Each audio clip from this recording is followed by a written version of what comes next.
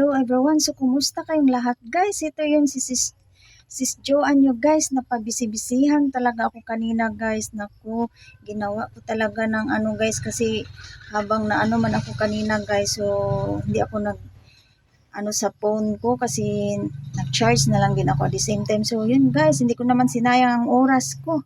Naglinis ako dun sa likuran ko guys. Naku, napagod talaga si Inday Joanne sa daming pawis. So yun guys, ngayon masaya naman kasi nakapag-relax naman din tayo at this moment guys. Ayun feel fresh na din tayo guys kasi kanina sobrang basa talaga lahat guys. So yun, feel fresh din tayo ngayon guys. So at the same time, nag-relax na lang din tayo dito guys. Nag-upo-upo.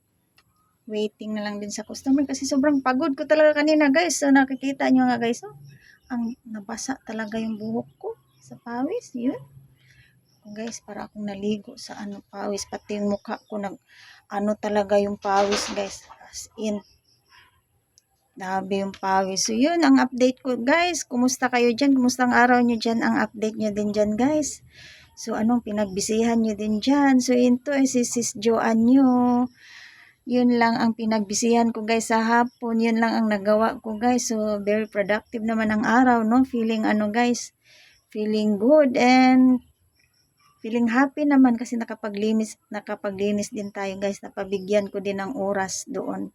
So maraming salamat guys kayo dyan. Anong pinagbisihan ng mga sisi natin dyan? Kumusta kayo? Have a good day to all of you and keep safe guys. Keep going. Yun lang guys. Laban-laban lang tayo. Keep going guys. God bless. Thank you so much.